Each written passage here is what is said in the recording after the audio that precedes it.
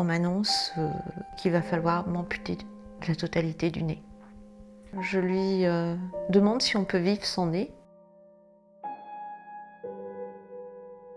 Je lui demande si je vais pouvoir sentir à nouveau les odeurs.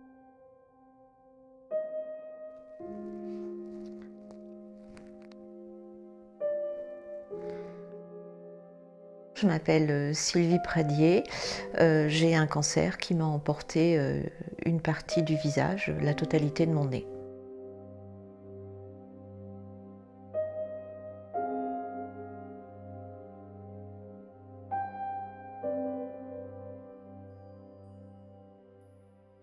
Vers la fin de l'année 2013, je constatais que j'avais une petite peau qui était sur la pointe de mon nez.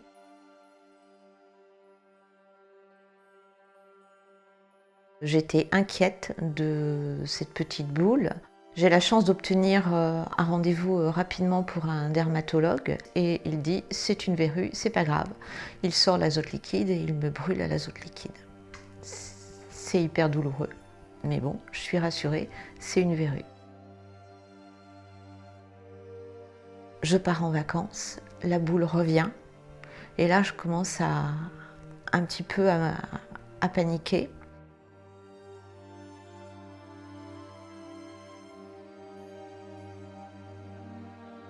Je reprends contact avec Gustave Roussy, ils font une biopsie.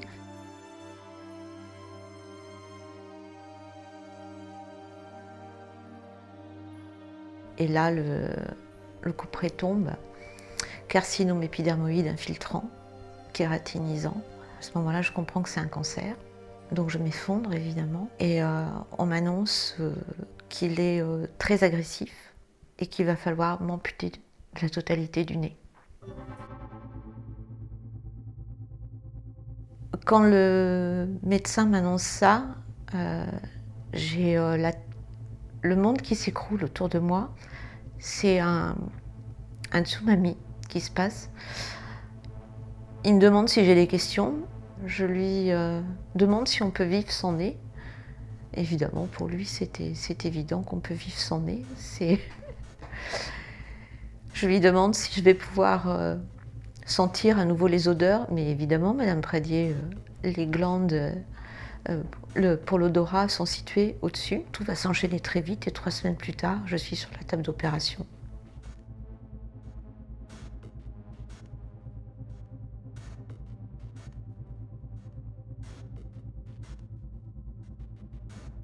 Quand je me réveille, que j'ai plus de nez,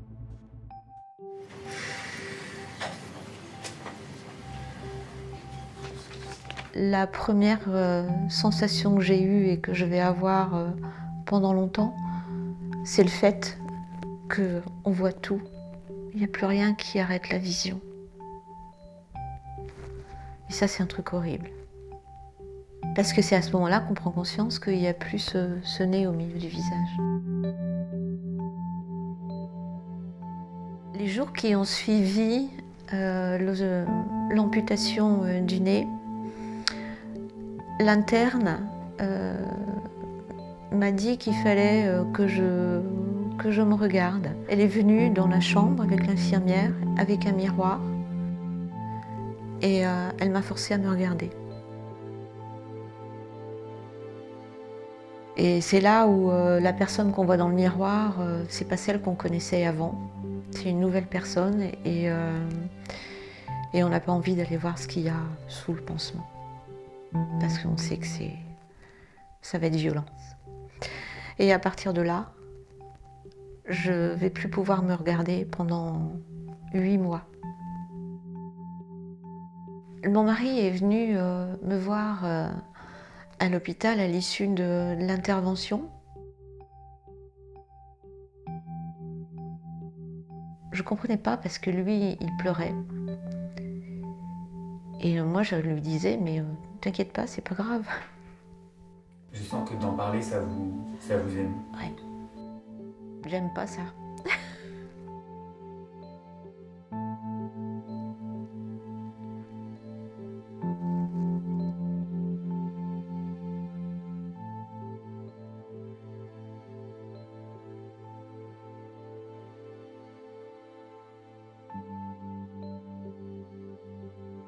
Quand je suis sortie de l'hôpital, ce que je me souviens, c'est le regard des gens sur ce pansement que j'avais sur le visage et sur le regard d'effroi, où je voyais vraiment la peur, la mort dans le regard des autres, parce qu'effectivement, c'est tout plat.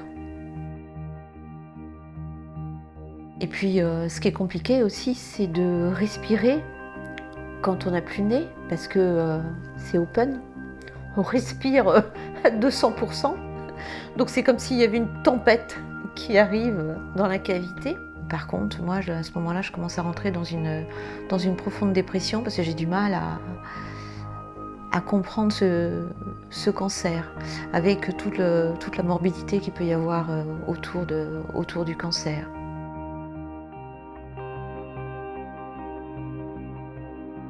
L'ORL m'a dit « ça se reconstruit très bien un nez ».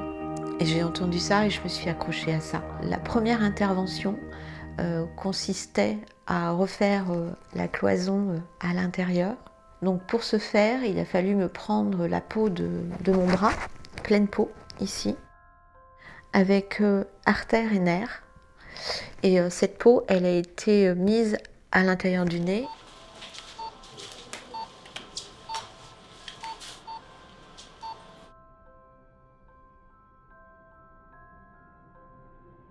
Pour faire l'extérieur du nez, il faut prendre une peau qui va avoir la même colorimétrie que le reste de la peau du visage.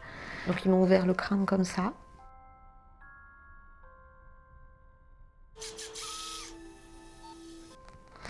Ils m'ont posé un ballon sous la peau du crâne et on m'injectait du sérum Phi dans ce ballon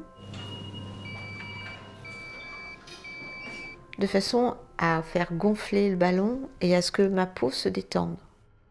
Au bout de 2 mois et demi, ils ont enlevé le ballon, donc chirurgie, et ils ont basculé cette peau. C'est la peau qui est là. Donc cette peau, comme elle vient d'ici, ici j'ai des cheveux. Donc je suis obligée d'épiler les cheveux. Et à l'intérieur du nez, j'ai les poils du bras qui poussent. On ne ressemble plus à rien.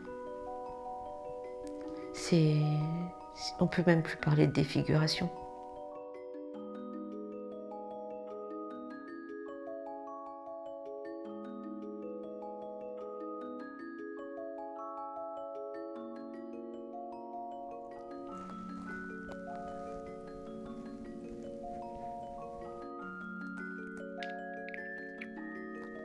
Qui est-ce que vous voyez dans le miroir, Sylvie?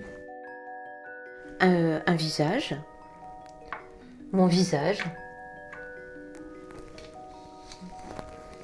Vous vous trouvez comment? Je me trouve normale. J'ai un visage normal. Enfin presque.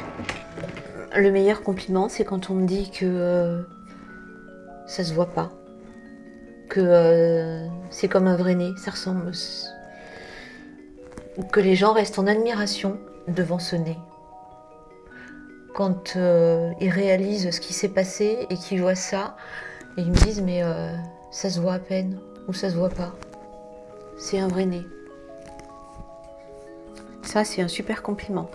Là, je me dis ça valait le coup. La 4e intervention de mémoire, il fallait hurler les narines. Donc là, à ce moment-là, on m'a pris le cartilage de mes oreilles pour refaire mes narines.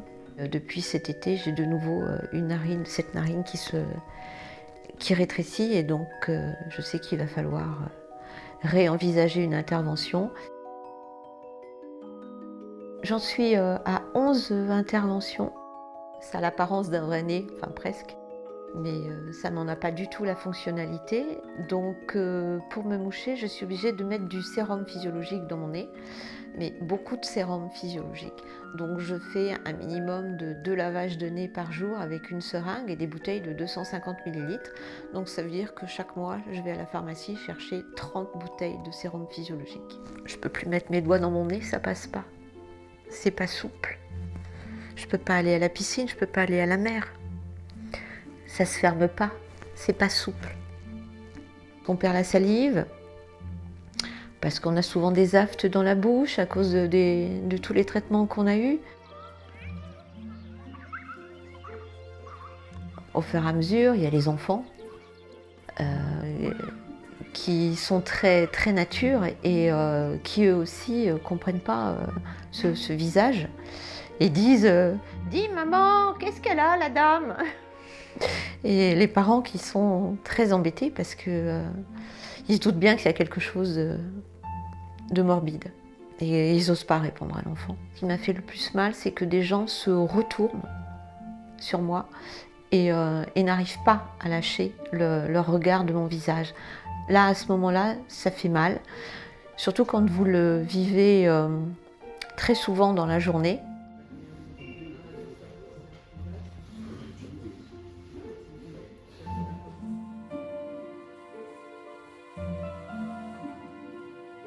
J'ai envie de passer inaperçu. Et ça, c'est plus possible de passer inaperçu. Même aujourd'hui, c'est plus possible de passer inaperçu. Malgré les reconstructions, mon nez n'est pas comme un vrai nez.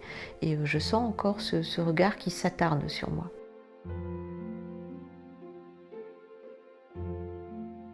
J'ai cette chance d'avoir une famille qui a supporté l'ouragan. Le couple, je sais qu'il est solide, il tient pas sur une apparence de visage. Mais je lui tire mon chapeau pour avoir supporté de sortir avec un visage monstrueux.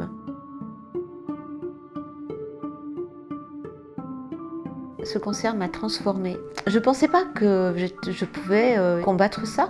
Je passe les étapes les unes après les autres et puis on s'aperçoit qu'on a toujours plein de ressources au fond de nous et cette ressource, c'est la pulsion de vie. C'est la pulsion de vie, c'est les gens qu'on aime autour de nous, c'est mon mari, c'est mes enfants, c'est mes petites filles, c'est mes chats. À partir du moment où il y a eu cette amputation, j'ai apprécié après chaque jour. Et donc, c'est ça aussi qui est très compliqué dans cette maladie, c'est qu'on ne peut pas se projeter. On ne peut pas se projeter sur la fin de la semaine, sur le mois, sur les vacances. On ne sait jamais ce qui va se passer. Et donc, j'ai appris à apprécier le moment présent et à me satisfaire du moment présent.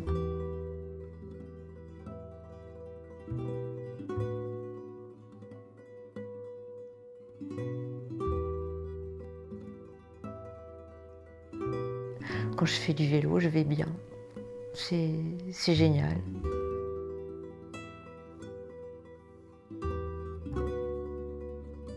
Quand je fais du vélo, j'ai le nez au vent.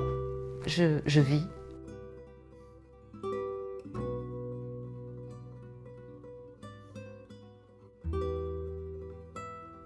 Et c'est tout ça qui fait que moi, la vie, je dis, je kiffe la vie et je la sniffe.